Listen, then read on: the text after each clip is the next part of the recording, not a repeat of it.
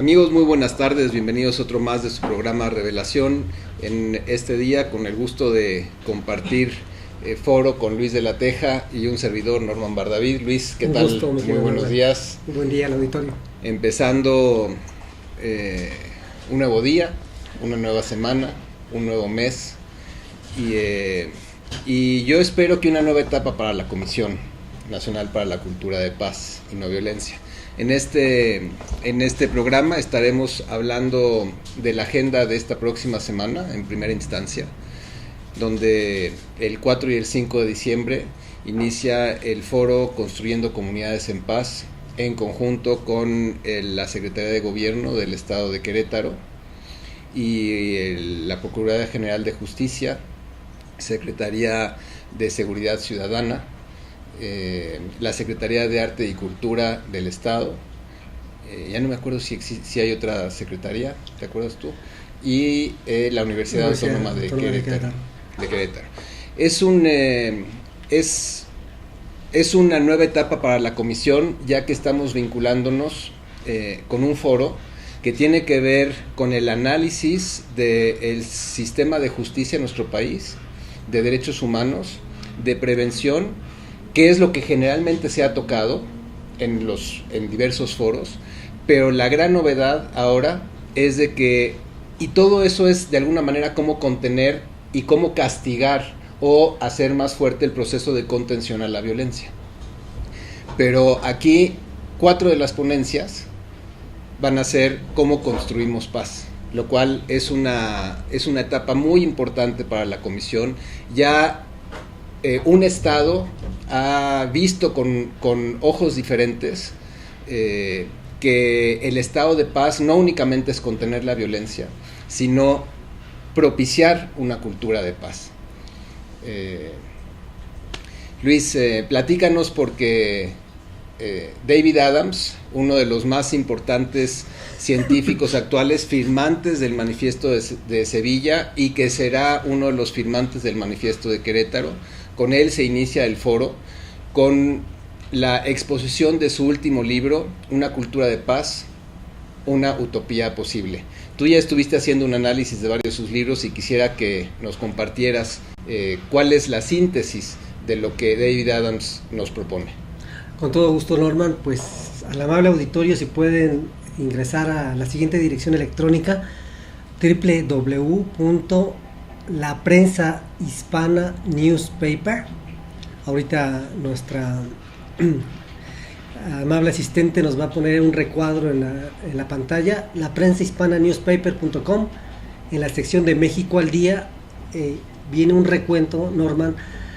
de un análisis de cuál es la contribución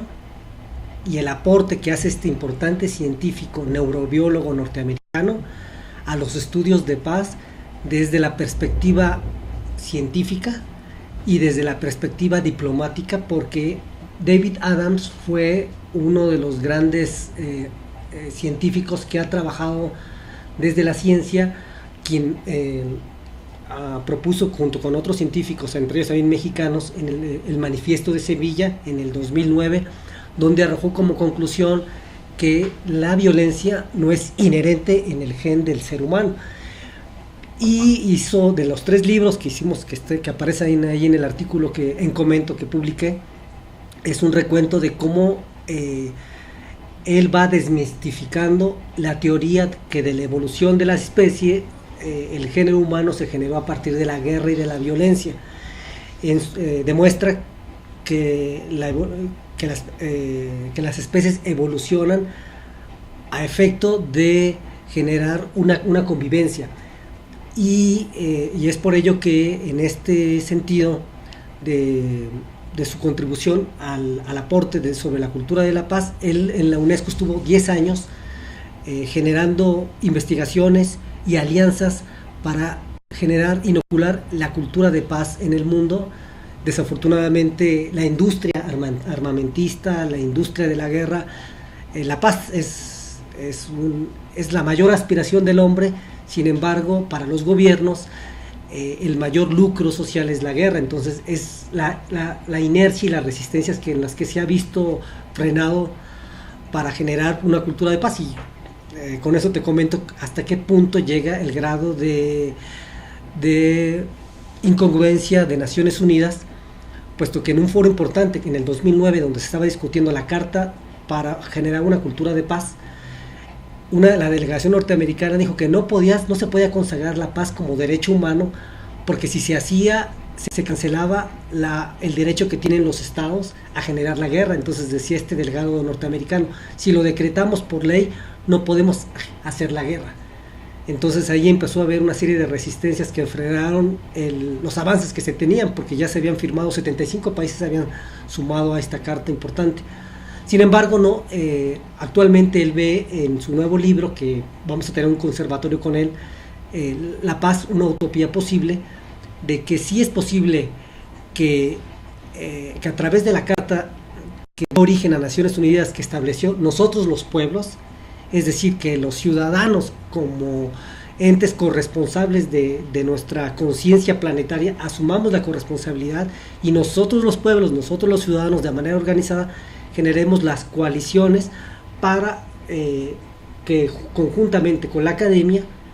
podamos ir transformando un escenario de violencia por un escenario de cultura de paz. Es muy interesante lo que compartes, Luis. De alguna manera este mismo discurso se ha hablado a través del mismo programa Revelación, donde tenemos que empoderar nuevamente al individuo,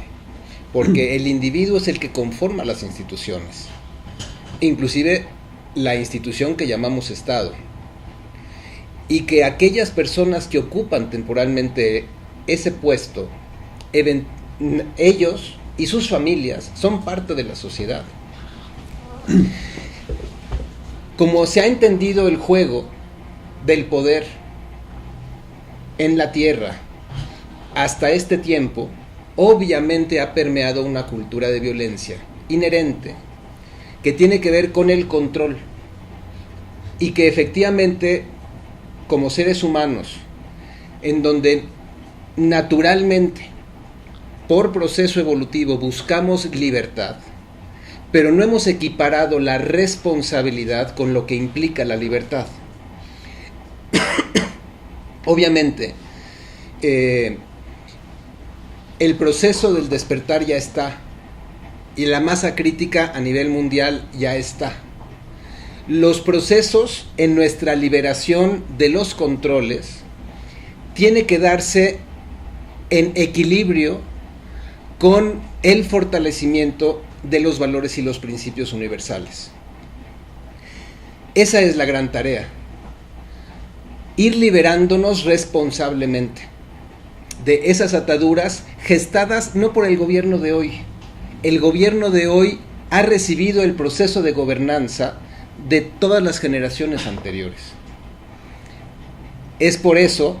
que esta nueva etapa, por lo menos para Querétaro, y desde Querétaro para el mundo, incluyendo el territorio nacional, con estas ponencias estaremos ratificando nuevamente esos principios que desde el gran estudioso académico científico David Adams, que dice: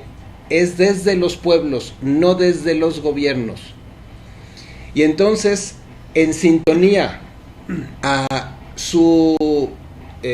petición ante la UNESCO y Naciones Unidas, que sea considerado el año de decenio de cultura de paz, yo voy a proponer que sea la centuria de cultura de paz, porque tenemos que transformar una cultura de violencia sistémica, transversal, transgeneracional y mediática, mundial, que tenemos que gradualmente transformar a una cultura de paz sistémica, transversal, transgeneracional y mediática. Y holística. Bueno, obviamente la cultura de paz reconoce que es un proceso holístico. La cultura es básicamente el pensamiento, la palabra, la emoción y la acción de su colectividad humana, en corresponsabilidad con el medio ambiente y los recursos naturales que se nos brindan en un espacio geográfico determinado. Entonces,